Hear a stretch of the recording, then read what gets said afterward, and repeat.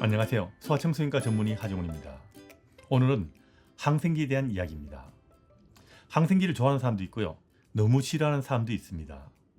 꼭 먹어야 해서 항생기를 처방했는데 마치 사약이라도 받은 것처럼 싫어하는 환자도 있고요. 필요 없다는데도 항생기를 꼭 달라고 조르는 환자도 있습니다. 생각이 다른 만큼 항생기에 대해서도 잘못 알고 있는 이야기도 있고요. 오해도 많습니다. 오늘은 항생기에 바로 알고 제대로 사용하자는 이야기입니다. 항생제는 독하다. 이런 이야기 정말 많이 듣습니다. 항생제가 정말 독한 약일까요? 아닙니다. 이건 오해입니다. 항생제는 세균에게는 독한 약이지만 사람에게는 별로 독한 약이 아니고요. 바이러스에게는 아무런 효과도 없는 약입니다. 물론 항생제를 먹을 경우 부작용이 있는 약도 있지만 동네 소아과에 사용하는 대부분의 항생제들은 독한 약이라고 할 수 없는 가장 안전한 항생제를 사용하게 됩니다. 그 다음은 항생제 더 센 약 사용하면 더 효과적이라고 믿는 사람도 있습니다. 흔히 듣는 이야기죠. 항생제는 세균성 감염의 경우 1차로 사용하는 항생제가 있고 그 약이 듣지 않는 경우 2차, 3차 이렇게 사용하는 경우 약이 있습니다. 동네 소아과에서 세균 감염이 의심되어서 항생제가 필요한 경우 1차로 사용하는 항생제를 처방하면 그 약 말고 더 센 2차로 사용하는 항생제부터 달라는 부모도 있는데 이런 건 아닙니다. 1차로 사용하는 항생제가 듣지 않는 경우 1차 항생제가 효과를 보지 못하는 사각지대에 있는 균에 듣는 약이 2차 항생제라고 생각하시면 됩니다. 더 센 약이라고 생각해서 처음부터 2차 항생제를 사용하는 것이 더 좋다고 생각하시는 것은 좀 곤란하다는 이야기입니다. 그리고 이렇게 사용하면 나중에 내성도 문제가 될 수 있고요. 그리고 감기에 항생제를 사용하면 좀 더 빨리 좋아질까요? 이렇게 생각하시는 분도 있습니다. 아직도 이런 생각하시는 분들 드물지 않게 있습니다. 그건 아닙니다. 감기는 바이러스라서 항생제를 사용해도 아무런 소용이 없습니다. 다만 감기처럼 보이는 병도 세균성으로 걸린 호흡기 질환이거나 세균성 합병증이 생긴 경우는 항생제를 사용하는 겁니다. 항생제를 먹어야 병이 더 빨리 좋아진다 라고 생각하시면 곤란하다는 이야기입니다. 그리고 1차 항생제는 자주 사용해도 별 상관없을까요? 이런 질문하시는 분도 있습니다. 그건 아닙니다. 흔히 사용하는 1차 항생제라도 필요 없이 자꾸 사용하거나 일단 사용한 경우라도 충분한 기간 사용하지 않는 경우 나중에 그 약이 꼭 필요한 경우 그 약에 대한 내성이 생겨 듣지 않을 수 있기 때문에 항생제는 꼭 필요한 경우에만 사용하는 것이 중요합니다. 그래서 필요 없다는데 자꾸 항생제 달라고 요구하거나 전에 먹다 남은 항생제를 같이 먹이거나 해서는 안 된다는 것 꼭 알아두시기 바랍니다. 감기가 심하거나 병이 심하면 항생제를 사용해야 될까요? 이렇게 심해질 때 물어보시는 분들이 있습니다. 항생제 사용의 기준은 병이 심하다 약하다가 아니고요. 세균성 질환인지 아닌지가 기준입니다. 심해도 바이러스성이라고 생각되면 항생제를 사용하지 않는 것이 원칙입니다.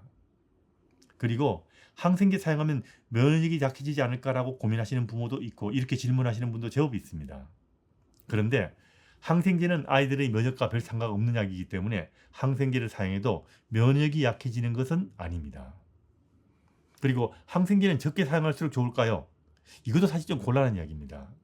세균이 원인인 경우는 항생제가 필요할 수 있고요. 항생제가 필요한 병의 경우는 항생제를 제대로 사용하지 않으면 더 심각한 합병증이 생길 수 있기 때문에 적게 사용하는 것이 좋은 게 아니고요.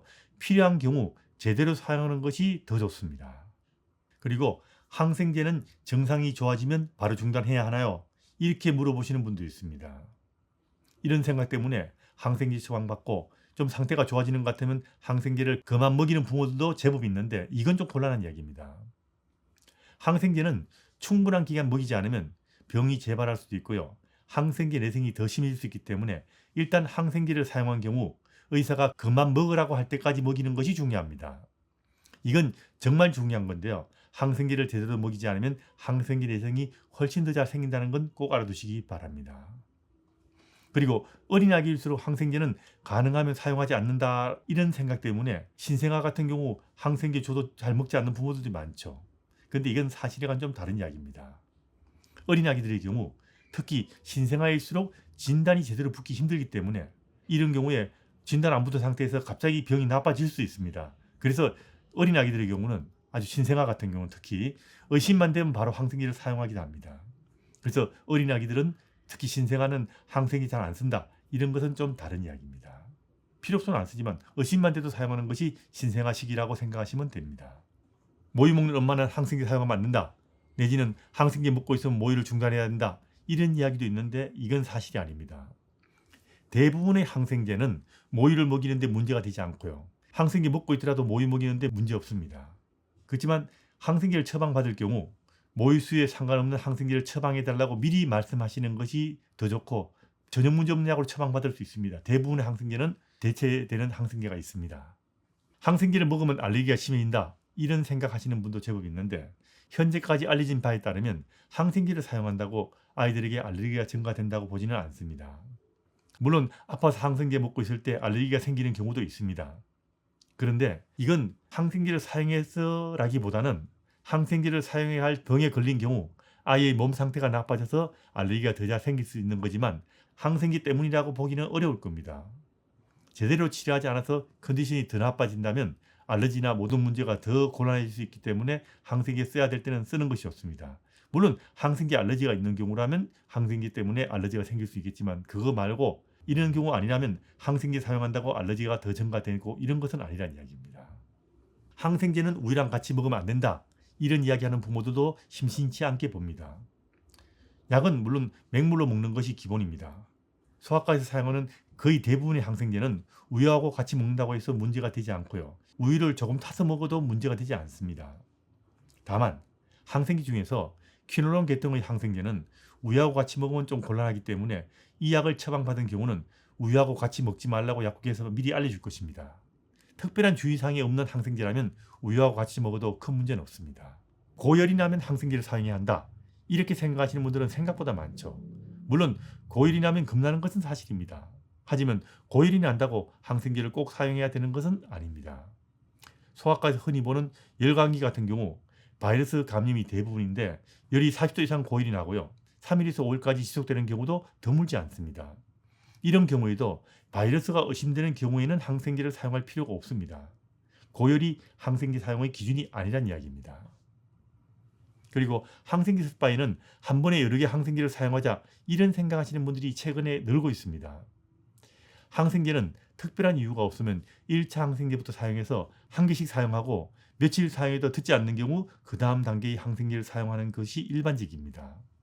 여러 개를 사용하는 경우에 내성이 더 잘 생길 수 있기 때문에 이런 방법은 특별히 2개 이상을 사용해야 되는 그런 병이 아니라면 사용하지 않는 겁니다. 항생제 사용에서 흔히 가지는 의문과 알아야 될 내용에 대해서 간략하게 짚어드렸습니다.